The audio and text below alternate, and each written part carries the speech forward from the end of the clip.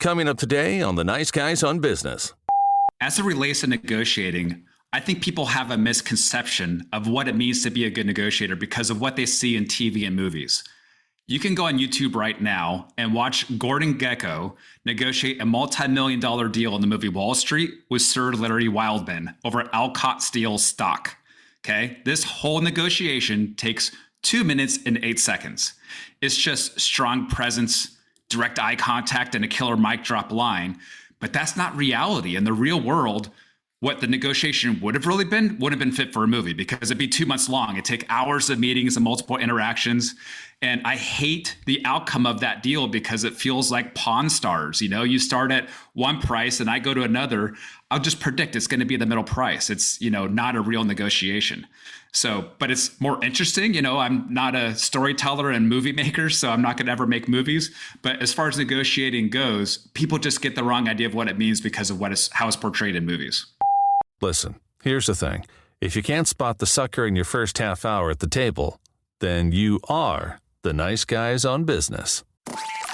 Go from where you are now to where you could be. Get expert tips to grow your business, to be more productive and more efficient, whether you're trying to build influence, grow your community, or make it rain. Best-selling author of Nice Guys Finish First, Doug Sandler, can lead the way. The Nice Guys on Business is produced by Turnkey Podcast Productions. Now, here's your host, Doug Sandler.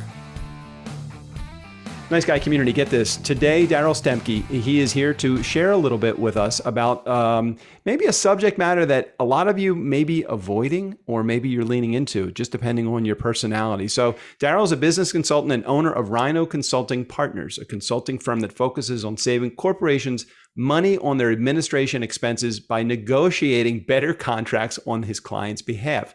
He has negotiated literally thousands of contracts with hundreds of vendors for dozens of companies in a wide array of industries. I love the model that he has set up. I had a chance to talk to him on the phone just about a week ago and had to have him on the show. Excited he's here. Darrell, welcome to the Nice Guys on Business podcast. Thank you, Doug, for having me. Looking forward to this. Hey, I'm happy to have you. And in spite of the fact that you listened to a couple of episodes, you came, before you got here, you still came on the show anyway. What compelled you to want to throw yourself into the gauntlet right here?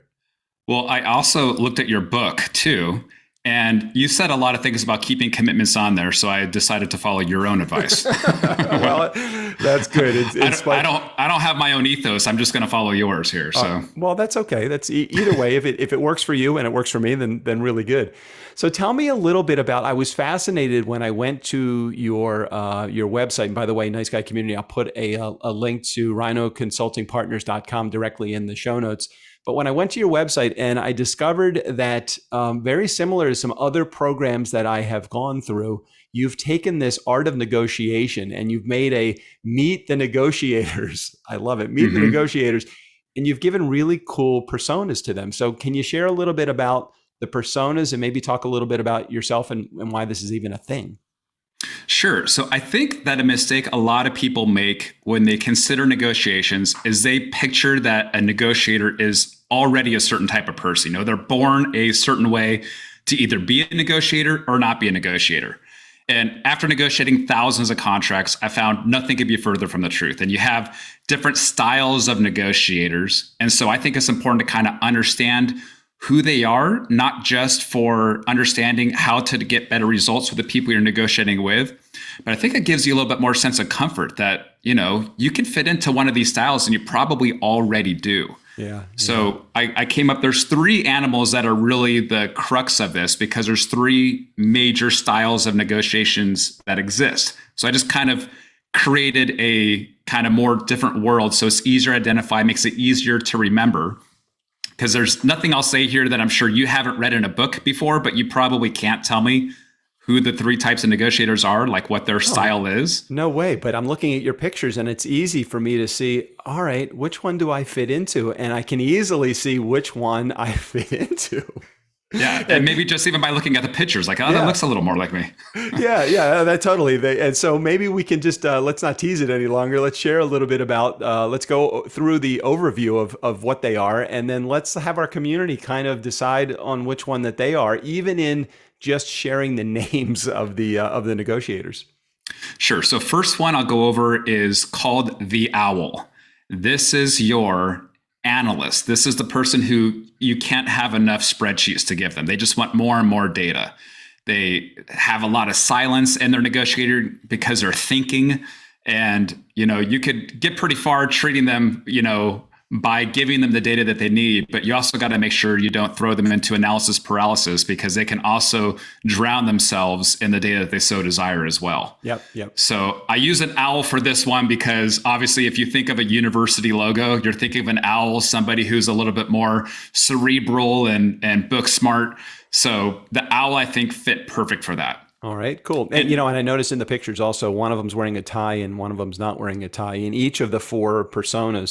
So I don't know if that represents anything, if it's a male, female, or just casual and business attired. Well, I have, at my wife's request, actually have both male and female for all of the animals.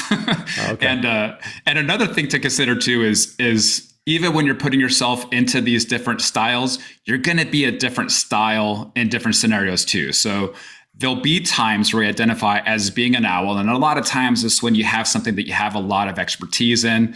If you're a car guy, you might be an owl when you're looking at cars because you're thinking about the horsepower and the torque and things like that. So you might be more of an owl in that type of a negotiation where you want to know about the data. Yeah. But you nailed me on that one. Nailed me on that one. So, and I do identify a lot as being an owl. I don't think it's my primary animal. But I was excited when Excel expanded from 65,000 lines to over 1 million. I was like literally having a parade in my office. I was so excited about it. So wait, Excel expanded from 65,000 lines to over 1 million lines. What is that? Is that really a thing? It's a real thing. And oh my God. And all my Excel lovers out there and gurus are smiling right now and nodding their head. It used to be because there's only so much data computing power that Excel could have. So they limited it to 65,000 lines, and probably around, 2007 or so, they expanded it out to 1 million with one of their releases. And I was like, I stopped having to marry all my spreadsheets together because, I was going beyond the 65,000 limit on a lot of my analyses. I don't know, Darrell, but if you've ever seen the signature line on my email, one of the first things that it says, according to Doug's disc profile, he hates spreadsheets and long emails.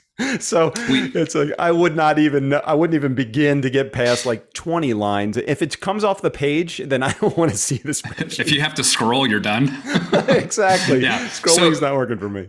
So Google Spreadsheets is probably for you because I think the default on that is like 25 lines. So yep. All right. I didn't mean to get us off track. So the owl is definitely a key negotiator, and I understand the owl's perspective too. Okay. And because alliterators are fun, the next one's also going to start with an A. It's a penguin who is an accommodating style negotiator. So these animals, these people, they're relationship driven first. And they only want to do business with people they connect with and they feel comfortable with. So they would rather trust somebody than have to look through books of data. I love your description. Penguins will remember the name of your pet, not because they put it in a CRM software, but because they love kittens. That is so me. That is so me. And until a couple of years ago, it wasn't kittens, it was puppies. But now it is kittens. So I appreciate you sharing that very much. I love puppies too. And with the penguin too, you got to understand the reason why you're learning these things. Because can you imagine an owl that wants a mountain of data and they're being sold a house by a real estate agent that's a penguin, and they say, just trust me on this, you're going to love it. The owl is like, no, like give me the comps, I need to know the school district scores. I need to know everything. Like that kind of sale is not going to work, Agreed. Hey, do me a favor, Darrell. Just get a teeny bit closer to your microphone. Of course, we will edit this out. We're not going to edit this out, but just get a little bit closer to your microphone. I want my community to really stay tuned into you, and your message is so fun. So we got the owl and we got the penguin. I like it. Do you have any more details on the penguin, or you want to move on to a third or fourth? Let's go to the rhino. Okay. The rhino is your assertive style negotiator. They're the power suit, competitive type. They have thick skin. The rhinos are probably a little offended that I didn't go over their animal first. So they're the kind of negotiator that people think of when they think of a negotiator, because that's usually how they're portrayed in movies and TV shows, is being the rhino. I got it. I'm trying to think of people in my life that are rhinos, and they kind of in a negotiating standpoint, they kind of roll over the person that they are dealing with unless they're dealing with another rhino. Yeah, and a penguin hates working with rhinos because they're not building trust. They feel like they're just getting bulldozed by them, so they don't want to do business with someone they trust. Usually a rhino's talking fast too, and the penguin's like, slow down, what's your pet's name? All right, take me on to the fourth one now. Okay, the fourth one isn't really a style negotiator, but this is the type of person you can't trust. And I call this one the snake, okay? And you can be a rhino that is a snake. You could be a penguin that is a snake. So the image of that one's meant to look a little bit evil, it's got that evil eyes. And, the snake is a bad guy in every cartoon ever, so the snake, you don't want to have to deal with a snake, but sometimes you have to, sometimes your boss is a snake. Sometimes the only vendor that you can do business with is a snake. So it's tough because you got to kind of understand the types of negotiation tactics that they will use in order to try to get the best deal on their side. And recognizing those really helps to disarm them and what they're trying to accomplish against you. There's a bunch of stuff that I want to talk about, and I want to unpack some things, but I don't even know where to start. But let me just share some ideas that I have with you, and then maybe you can take me down a different path. So when I think about the four types, I think about shrewd negotiators that are within a corporate environment. But then I think about the world that I'm in, which is the entrepreneurial world, and just the idea of being able to mirror or understand the negotiator types gives me an upper hand in understanding who I'm dealing with across the table. So maybe just talk to me a little bit about corporate versus entrepreneur and what this is all about from your perspective, how you even came up with this idea. So for me, I think they're the same. I think the way that you negotiate as an entrepreneur or as a corporate bigwig should have a lot of similarity and not so much be different hats. And the reason I say that is because I think the way you probably negotiate in an entrepreneurial setting or in a relationship setting is probably healthier than the way a lot of people do it in a corporate setting. And most people, like the most common type of negotiation is called distributive negotiation. This is where you have a pie and you're dividing up the pie. So you think if I gain more share of the pie, the other person's losing. And I say it needs to be more a collaborative or problem-solving mindset, even when you're doing corporate negotiations, because you might not really understand what the interests are. You're assuming them are. So the goal with negotiating isn't just to win, is to learn what the interests are, learn what the benefits are long-term, and learn how to get a better win-win out of the deal than you would have if you were just trying to go for the best price or best, terms of that agreement. When it comes down to negotiating, whether it's a contract or terms on a deal that you're putting together or money for a product or service that you're about to buy, most people, or about to sell, most people don't, they have a hard time with it. Hey, look, my service is whatever, $1,000. So my service is $1,000. I get in a really uncomfortable zone when somebody wants to negotiate. Like yesterday, I'll just give you a really quick example. Yesterday, our hot water heater went up, and which to JJ, that would mean nothing, but our hot water heater broke. All right. Went up mean broke, if everybody knows that in our community. Our hot water heater broke. I have a warranty company that comes in and they assess the damage. They assessed the damage. They said, okay, cool. The plumber's going to come in. They're going to charge you $1,200 above and beyond the warranty coverage. And I said, hold on a second. I don't understand that. Why am I paying anything above and beyond? And I actually negotiated with the warranty company, who then negotiated with the plumber. But all of that stuff, so many people don't want to get caught in the negotiation maze or the puzzle, or maybe it's just the confusion. Tell me a little bit about why people are psychologically opposed to negotiating. It's just uncomfortable. It's challenging. It's very uncomfortable. And to be honest with you, some of the best negotiation tactics are designed to create discomfort. And people don't like the discomfort, so they do whatever they can to avoid it. So rather than feel uncomfortable to say, hey, why do I have to pay $1,200 here? just kind of go along with it because they'd rather avoid the hassle and the heartache of, them laughing at them or whatever scenario they have built up in their head, right? Well, the pain of the negotiation does not outweigh the pain of having to pay the extra money for me. So, it's like, which pain is greater, writing a check for more money? And I didn't get a big deal, a big discount, but it was $90. And I kept thinking, well, $90 paid for my internet bill for a month. It paid for a really nice dinner out with me and JJ. It paid for, or it will pay for a number of things, or God forbid, I just save it and put it in my pocket. But the pain of negotiating was not outweighed by the joy of being able to negotiate a lower deal. That's just how my brain works. I don't know that if that's how everybody's brain works, though. Yeah. So let's play with this one. Let's see how I would have negotiated this one differently. Okay, go. Okay, so your hot water heater breaks. Mm-hmm. It's under warranty. You call the warranty company. Yep. Did they tell you that you have to use a certain plumber? Well, they don't. You don't have to use a certain plumber. No.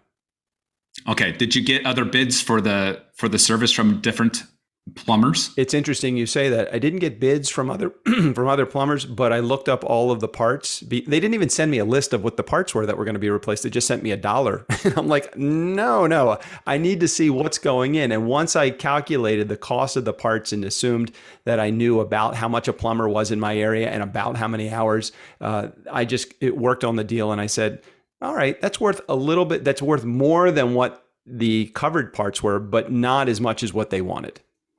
And is this a tankless or a tank water heater? Tank water heater. Okay. Do you know how much it would cost to just replace it entirely? $900. And you're paying $1,200 to repair it. Well, $900 just for the tank itself, excluding labor and getting the area up to code because it's an old hot water heater. So there are a number of things that they don't cover, and they do outline that in their contract with me and the homeowner warranty company. And then the home warranty, I'm sure you got terms and conditions with them too. You probably reviewed those to see what their obligations are, right? Yeah. And then by the time I was done, I thought, well, I guess I could get another plumber out here, but I'm really now talking about nickels and dimes, and my time is probably worth more than the amount of time it would take to have another plumber come out, the delay of getting the hot water heater fixed, and et cetera, et cetera. Right. So what you had against you in this is time and options, because your option of waiting is you take cold showers for a little while, your dishes don't come out as clean. So there's some pain for you there. Yep. So let me ask you this. If you decided that you wanted to upgrade your water heater and it was currently working, do you think you could have gotten a better deal? I probably could have gotten a better deal if I was able to take everybody out of the equation and just shop on my own and get the deal. Right. So that's kind of the key here, is to kind of think where you have options. Options is where you have the power, right? Yep. Options is power. So if you I was curious if your warranty company is going to say you have to use this company here. No, they didn't. They would have given me a check for it, but then I'm still left to do it. And by the time they send me a check, the other side, the pain of that is the side of, what if they've negotiated a pretty good deal with this plumbing company and I couldn't get a better deal? Then I'm stuck with just the check and I still don't have a hot water heater that works. Yeah. So I kind of weighed as many options as I could, and it wasn't working for me to go beyond where I went. I figured the $90 that I was able to negotiate it wasn't like it was great. It was, less than 10% of the of the entire deal.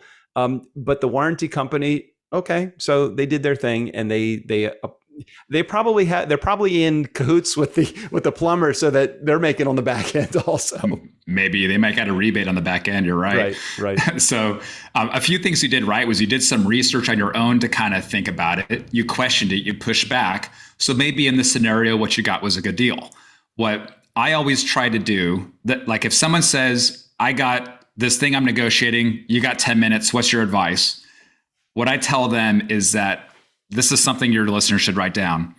The person that asks the most questions controls the course of the negotiation. The person that asks the most questions controls the course of the negotiation. This should come as a relief to most people, because I think when people think of negotiating, they think of what's that mic drop moment thing, or that, that disabling stare that I could give to scare them into submission. Yeah. They think of that assertive side, but asking questions is a lot easier. It's not creating your position, it's finding out more. Mm-hmm. So I would write out, when I prepare for negotiation, I will literally write out 10 different questions to ask to try to figure out what their interests are and figure out what's the right order to ask them. When is the right time to ask them? So if I'm trying to figure out, do they make something on the back end? If you ask that as your first question, they're just going to say no, or I don't know how that works. Like, they're not going to tell you. But if you end the phone call and say, oh, just curious, how much are you guys making on this anyway? They might be more likely to do it because they kind of let down their guard at the end of the conversation, you know? Tell me, are the practices that you're sharing, are they good for buyer and seller? So they both are being kind of trained. A good negotiator and a good seller, a good buyer and seller, are kind of trained on doing the same thing. So if you're in sales, right, you're being taught how to ask questions. You know, that's what the spin was about. You know, there's a lot of different tactics to do that because they're trying to figure out what are your interests so I can show you how my product gives you the right benefits. So when you're talking to people that are looking to launch a podcast, you're asking them about what their goals are to see if what you do fits in with what those goals are. And then you show them how the benefits work, right? What if, sorry, I didn't mean to interrupt you midstream there. Are you going to talk about the buyer side, the seller side for a moment, or are we only talking about buyer side?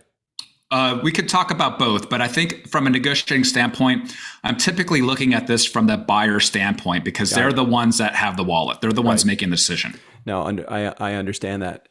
What do you say to the company or to the person that is dealing with a non-negotiable, something that, let's just say that somebody comes to us and we say, okay, we have a service and that service is X amount of dollars and that's the price of the service. It's not a commodity, but we know we are value priced and we over deliver on the services that we provide.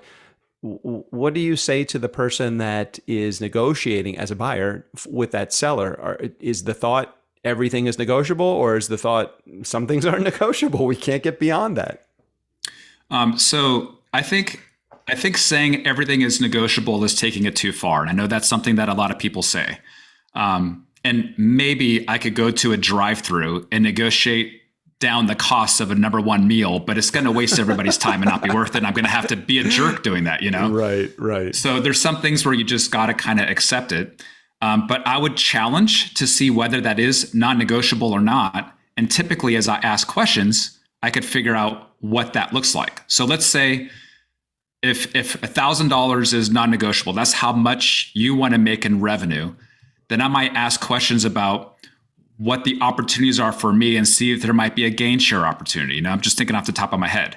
So maybe the expectation is you think that your work would help me build up to an X subscriber base, which will result in Y advertising income. And so I say, well, okay, let's see, 1,000 is too steep for me now, but maybe I can negotiate something on the back end in order to get something better, you know, but I just ask questions to see what types of deals you've ever done. You know, if you've done 150 deals and all of them were $1,000 and it's a non-negotiable, then our zone of possible agreement is going to start at 0 because we could just say no and not do business together. Right. So it's the walkaway power. Am I willing to walk away, and are you willing to walk away?